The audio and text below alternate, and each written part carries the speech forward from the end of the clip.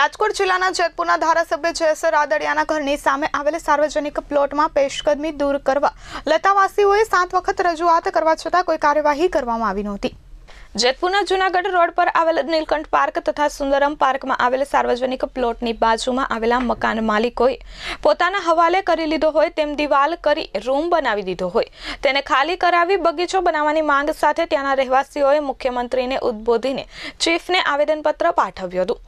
જેતપુરના ધારાસભ્ય અને કેબિનેટ મંત્રી જયેશ રાદડિયાના મકાનની સામે આવેલ નીલકંઠ પાર્કમાં આવેલ સાર્વજનિક પ્લોટની બાજુમાં મકાન માલિકોએ સાર્વજનિક પ્લોટમાં છેલ્લા 12 વર્ષથી પેશકદમી કરેલી છે, જેમાં પાક્કું બાંધકામ કરી રૂમ બનાવવા તેમજ ગેલ્વેનાઇઝના પતરાનો શેડ બનાવી પોતાની કાર પાર્કિંગ કરી ફરતી બાજુ દિવાલ ચણતર કરી લોખંડનો ગેટ મૂકી દીધો છે।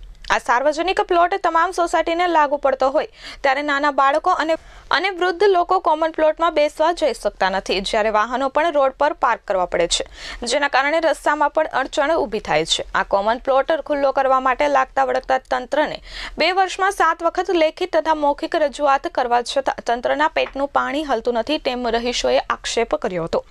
સુંદરમ પાર્કમાં 1800 વારના કોમન પ્લોટમાં માં અમૃતમ યોજના અન્વયે બગીચો મંજૂર થયો છે, જેમાં 500 ફૂટનો બોરિંગ પણ કરવામાં આવ્યો, પાણી પણ પુષ્કળ છે, પણ બગીચો બનાવવાનું કોઈ પણ કામકાજ કરાયું નથી।